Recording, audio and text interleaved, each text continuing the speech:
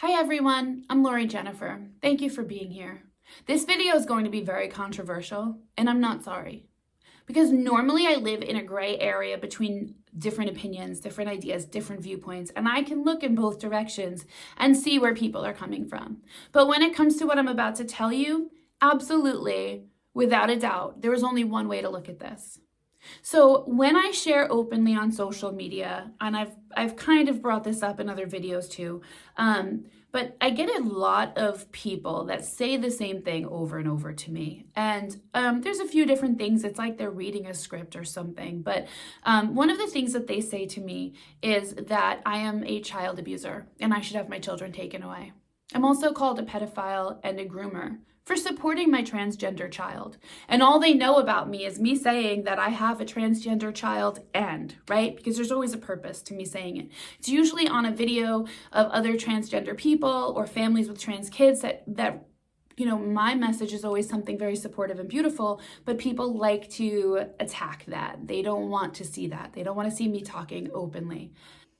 When they use those disgusting and awful words against me, it's pathetic. It really is. And it's so scripted and it's so, just the thing that people want to say right now, but it proves their ignorance.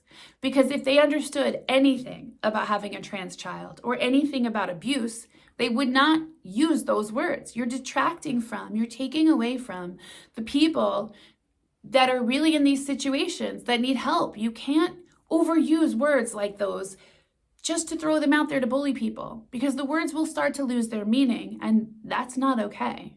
Obviously, children are being abused in the world, and obviously things are going on that need to be, stopped, but don't use it just to try to intimidate or scare or harass people like myself. It's not working. It's not okay.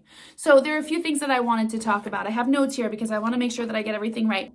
I looked up the definition of child abuse and neglect online. So the federal government in the United States put out some general guidelines and then let each state decide for themselves how they wanted to make that definition clear.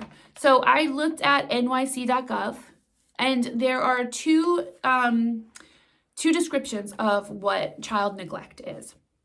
So one of them is failure to provide medical or mental health care. And then the other one is subjecting a child to humiliation, fear, verbal terror, or extreme criticism.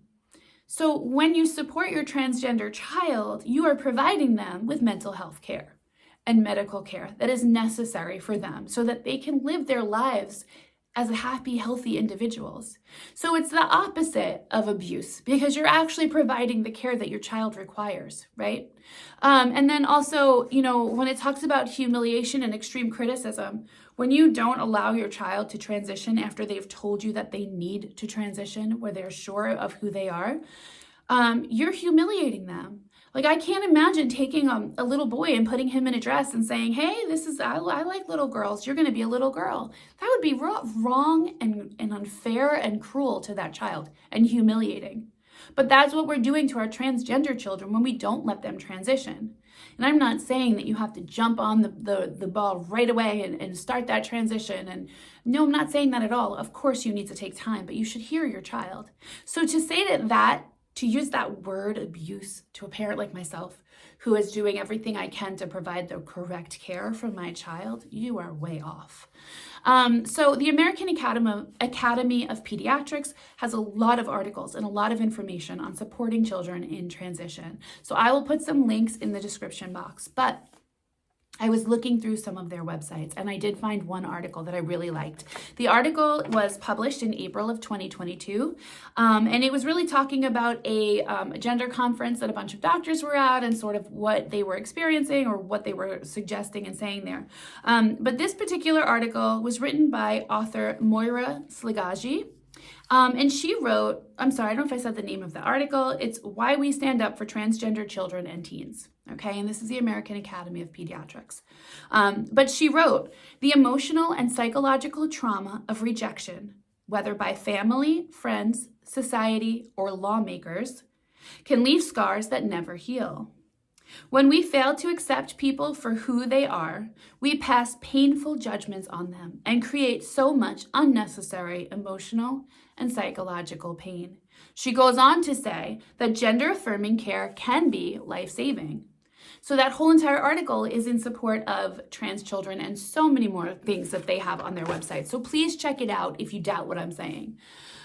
Second reason why I am not abusing my child, or the word pedophile that comes up, or groomer, right? That's so disgusting to say that to somebody. You are very confused if you think that. If you think parents of trans kids are doing that, because you are thinking that sex or sexuality and gender are the same things. They're all three different categories. So let me explain that a little bit, just really quickly, and then I'll talk more about that in other videos as well. But your sex, your biological sex, right? Male, female, intersex. Those are the three biological variations or biological sexes. Those three things very often line up with who we are, like I've said before. But your gender is who you are as a person. It's how you see yourself. It's how you present yourself. It's the roles that you feel more comfortable with in society. And it can be anything. We can express our gender in any way. But gender does not always match with biological sex. And people don't seem to understand that, or they don't want to understand that. I'm seeing a lot of willful ignorance in these people because it is very obvious and it is very clear that those are different things.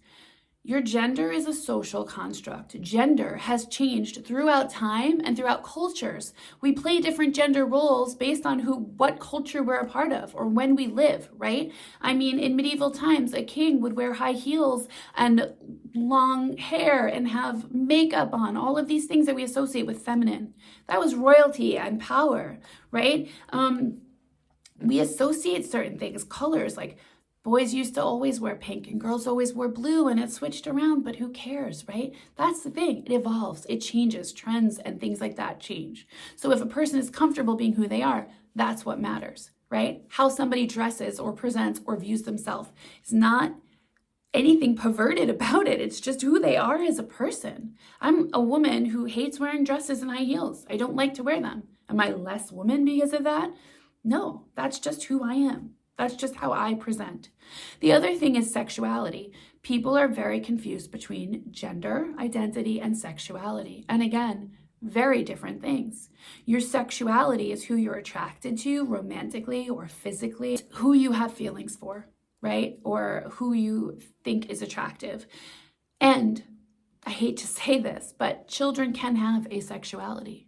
Because a gay woman or a gay man might have had a crush as a child, right? But it's innocent as a child. It's not some perverted thing, and it's not anything that we are creating or putting on our children. It's just who they are. So gender identity has nothing to do with sexuality, but sexuality in a child is very different from sexuality in an adult. And those things can evolve and change over a lifetime. But when you're supporting your trans child, that has nothing to do with with anything sexual. It's just not, okay? If a child, a 10-year-old or a 12-year-old comes to you and says, I'm gay, that's okay. That's who they are. That's not something perverted or gross. They're not doing anything that only an adult should be doing. They're just telling you how they feel. So another thing that I want to say, this is my third reason why it is not child abuse to support a trans child, is that people think we are castrating our children when we are giving them puberty blockers. There's some outrageous claims out there. It's not true at all. So, one woman was telling me that medication that's in puberty blockers used to be used in prisons to medically or chemically castrate prisoners. I don't know a whole lot about that, but if it is, I am certain that it's being used in a different type of a dose and in a different way, right? But I know that puberty blockers have been around since the 1970s for precocious puberty. They've been used and they've been found safe. I know that the one risk when you put a child on puberty blockers has to do with bone density, and I understand that that's something that each individual child needs to be looked at and it needs to be considered. Other than that, I don't think there's a whole lot of side effects that are out there, but anytime you put your child on medication for anything in their lives, you're weighing the risks versus the benefits, right? You're looking at, does my child need this medication? Who wants their kid on medication? Probably nobody, right? But if it's necessary, then we do it. If a child has ADHD and that family together, the child, the doctor, the parents decide that medication is the right path, That's not child abuse, that's caring for your child. If you have a child with asthma, you would have the correct medication so your child is safe. If you have a child who needs an EpiPen, you don't think, well, I don't really like putting medication in my child. No, you carry that EpiPen around. Putting your child on puberty blockers is the same thing. You're doing something so that your child can have a productive and happy and healthy life. So we're not castrating our children. That's misinformation. That's a lie. What we're doing is we're halting puberty so that the child can think about it and make sure that they're in the correct, that they are, the way that they're feeling is who they are. They can explore it a little bit more. And then when it's appropriate, when it's time, then they can start taking hormones. But all of that is to help your child to be emotionally, psychologically healthy. And it is helping them to live their best life and to feel okay. So that's really important. It's not castrating children. And on top of that, some people actually think that when my kid was 5 or 6 years old, he had bottom surgery or, surgery on his genitals. No, we're not doing that. That's outrageous. Nobody's doing that to a 5-year-old or a 12-year-old or any young child. Sometimes in their later teen years, 17, 18, when they're pretty much almost an adult, some children have a mastectomy, maybe a little bit younger, to remove their breasts. And yeah, that's painful. I understand that it's upsetting to think about a child, somebody that young, having a mastectomy, but you're only going to do that if you have spent years learning and understanding and researching and making sure that the child is sure. That's not a split, quick decision. That doesn't happen like that. And the thing is, too, that it's not anybody's business what people decide to do to help their children transition. I know I'm putting it out there because I want to talk about it. But this constant judgment of people when you know nothing and you've never walked in their shoes and you're super misinformed, it's just sad. So people need to cut that out. And then the other thing too is my fourth reason, people think that parents of trans kids are like, oh yeah, go ahead, go do what you want, kid. I'm just gonna sit back. You make your decisions, go ahead. You want to have surgery? Go ahead. I don't really care. It's not what's happening. First of all, being transgender is not a choice. It's not a decision, okay? It's how the person is. It's who they are. It's how they feel. It's how their brain has developed. It's their heart and soul. It's who they are, right? So nobody is making a life-altering decision by becoming transgender. Some children may be exploring their gender, which is beautiful, and it's not the same thing as a person who is completely sure that they're transgender, but both are fine. Both are okay. But it's not a parent making that choice or sitting back and letting the kid make that choice. The choice is, do I support my child and love them for who they are, or do I try to make them into something they're not? So no, we're not just sitting back and letting our kid make major decisions, right? We have a team of professionals making those decisions with our child and with ourselves. So Michael has a psychiatrist. He worked with a therapist for quite a few years and is doing great, and it was determined that he doesn't need it right now, but he can go back if he ever does. Michael has this amazing endocrinologist who's done a lot of research and looks into all of the options and understands everything and talks to us. The woman takes so much time every time we have an appointment.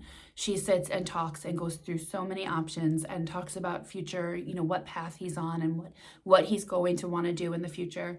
And so, when we make decisions like puberty blockers, it's not just one person. It's not just the child saying, this is what I want and we're going to go do it.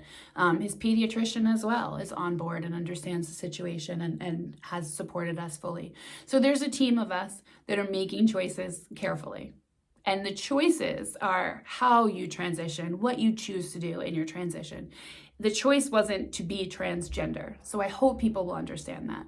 My fifth reason why supporting your transgender child is not child abuse is it's love. When you support your transgender child, you are proving to them that you love them. You love who they are. You love their mind and their soul and their body and every part of them that makes them who they are. And you're not trying to change them, and you're not trying to force them to be something that you wanted them to be. So when you support your transgender child, you are loving your child as they deserve to be loved. So I really and truly hope that you will stick with me and come back and watch more videos, because I have so much more to say. But at this point, I just really hope that people will understand that using disgusting and abusive language like that towards parents of transgender people, it's just bullying behavior. It's just silly behavior. I mean, if you truly cared about trans kids like you claim to do, you would understand fully that harassing us and making it harder for other parents whose children need to transition is not in the best interest of these children. The best thing you could do is start learning a little bit more about them, start listening, read some articles, get a book. If you have so much to say about it, you should know more about it. Thank you so much for being here. I appreciate it. I hope that you'll watch future videos. Thank you.